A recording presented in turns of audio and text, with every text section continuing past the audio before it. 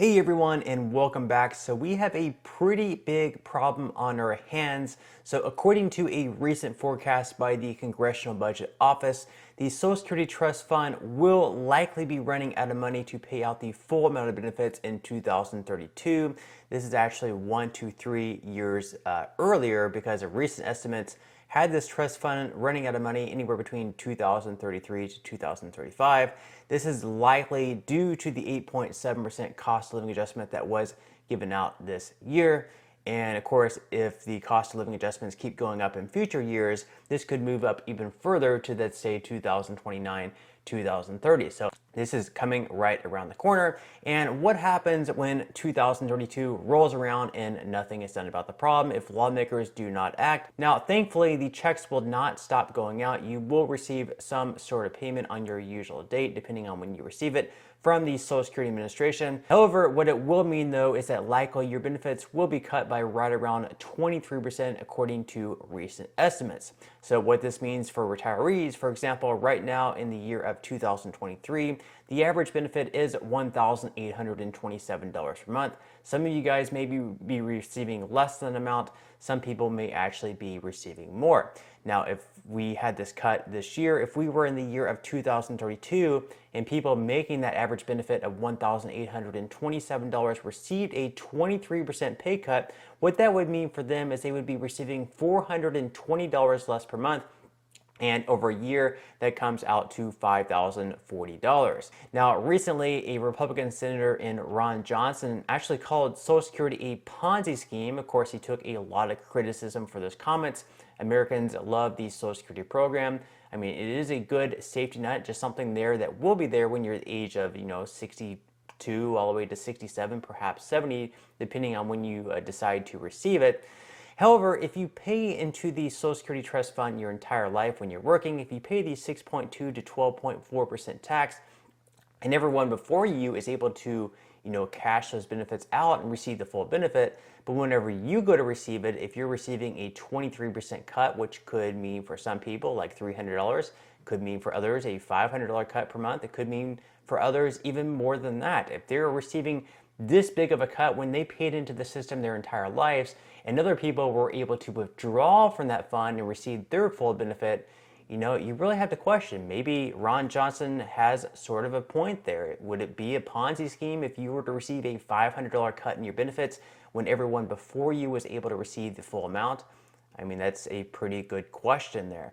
And that's why it's really important to have some other type of options as far as retirement goes, and not relying completely on Social Security benefits. So that could be an option like I mentioned before, either a 401k or an IRA. And the earlier you start with an IRA or a 401k, the better, because really the snowball just grows larger and larger over time. You need to have a large time period for these investment accounts to really build up. Now, that doesn't mean that you can't start whenever you get older, but the earlier you start, the better. So this is just an example right here. So if I have any younger viewers on today's video, let's say between the ages of 18 and 25, it's very important to start investing as early as you can. This is just an example for someone who starts investing at the age of 18 and they're able to cash out at the age of 65. If you're able to just put away $50 per week or $200 per month, this might sound like a lot of money, but if you can do that, if you can invest $50 per week from the age of 18 where you are now all the way to the age of 65, by the time you reach the age of 65, it is very likely that you're going to be able to have a good $1 million nest egg sitting there. Now, this amount could be less, it could be more, but over the last 100 years, the S&P 500 has yielded a pretty good return of anywhere between 8 to 10%. So as long as you invest in an index fund that tracks the S&P 500, you should be pretty well off. This is not financial advice, of course, but it is something that you should definitely perhaps look into. Now, what's being done about this problem, of course, I mean, again, it's a huge problem. 2032, if we see benefits reduced by hundreds of dollars per month for people receiving these benefits, it's going to be very difficult to get by. People are relying on this money. Studies show that a lot of Americans rely completely on Social Security benefits, that they don't have these other retirement accounts like IRAs. They rely almost completely on their income on these Social Security benefits. We cannot see a decrease. Well, recently a group of 156 House Republicans released a plan to raise the full retirement age up to 70. This would be for people born in 1978 or later. So if you are getting close to the full retirement age, this would not impact you, thankfully. But for our younger viewers on today's video, this could impact you. I mean, if you're looking to retire at the age of 67 and that carrot gets pushed back a few more years all the way to the age of 70, that would obviously be pretty painstaking. And again, this would not apply for those people who are currently at the age of 55 or older. So if you're currently 55 or older, this plan would not impact you. But it would obviously be a pretty big shot to younger Americans, as again, they would have that carrot pushed back a few more years. Now, recently there was an interview, I believe it was last month, there was a congressman, Republican, in Rick Allen, and he was actually all for this idea, saying, hey, you know, maybe we should be pushing back the full retirement age to 70, that apparently he's had a lot of people approach him and be like, you know, I want to work for a longer period of time. I want to work longer. And he's like, well, maybe we should push Social Security back to the age of 70, and that would help incentivize them to work longer. Watch. You ask that question, people come up to me, they actually want to work longer. Mm-hmm. Yeah. So that's on the table, you're saying? Well, you know, if people want to work longer, maybe you need to give them an incentive to do it. Okay. Yeah. Okay, so I really highly doubt that anyone has actually approached this guy and said that they do want to work longer. And if you do want to work longer, that's completely fine. But raising the full retirement age to 70 is pretty questionable. I mean, you can still receive retirement benefits and work at the same time and just have extra income to supplement your Social Security income. It would be pretty silly to raise the full retirement age just to give people an incentive to work longer. If people work, you know, heavy labor jobs, perhaps their knees and their body just won't allow them to work a few years longer. So this is a pretty bad idea, at least in my opinion, but I am definitely interested in hearing your thoughts, so leave them in the comment section below. Now, Democrats' plan, counter to paying less benefits out, is actually to bring more money in. That way they'll have the money there to pay out the full benefits. Now, they can do this in two different ways. There have been some different proposals. So some of the proposals have, you know, suggested raising the cap on people who pay into the Social Security payroll tax. So right now, you only pay Social Security payroll tax on the first $160,200 that you earn.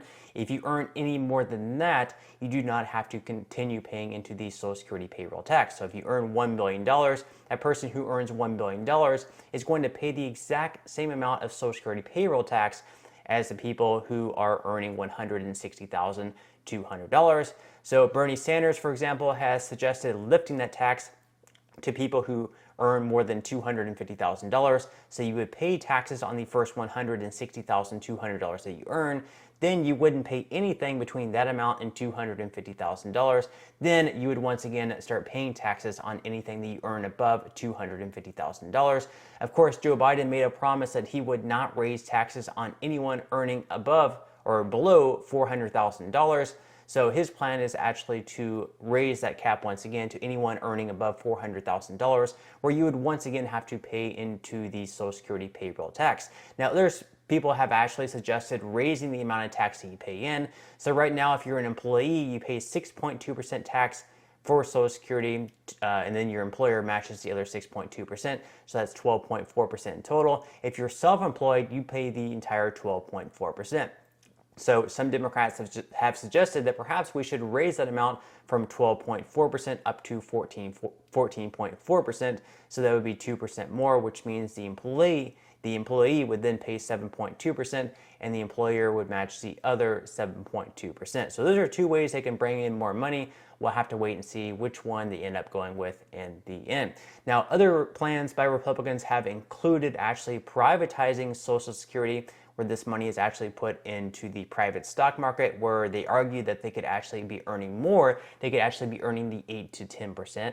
Now, there have actually been a lot of Democrats who have pushed back against that idea. Bernie Sanders has perhaps been one of the ones who have been most against that idea. So here is Sanders in a recent interview explaining why he is completely against privatizing Social Security. What do you say to people who say that the private market is more efficient and more effective, and so why not, bring Social Security into the private market? Sure. Well, if you think that's the case, then take a look at what happened in 2008 when Wall Street crashed. Look, Social Security is not an investment opportunity. It is an insurance policy. You're not there to make huge amounts of money. You're there to be sure, 100% sure, that when you get old, it will be there for you. You want to invest in Wall Street? Go for it. That's not what Social Security is about. And the truth is that Social Security, since its inception, we should be very proud of that. No matter whether the economy is terrible, whether it's good, never has an American received a letter from Social Security saying, sorry, you didn't get your payment this month when there's not enough money. We have paid every nickel owed to every eligible beneficiary. That is what Social Security is about. So Bernie Sanders says that Social Security is not an investment opportunity, that it's an insurance policy, and that they paid out the full amount of benefits since Social Security was brought into play. Now, you kind of have to agree with him. In the worst case scenario, if Wall Street crashed and we were not able to pay out the full amount of benefits because the stock market was not doing all that well, obviously there would be a lot of backlash. So the current system is probably good enough, having Social Security there as kind of an insurance policy. And then if Americans want to invest more, whether it be in IRA or in a 401k, let them do it. And I would definitely recommend that people do that if they can, especially for younger Americans who can get the snowball started, which will accumulate more over time.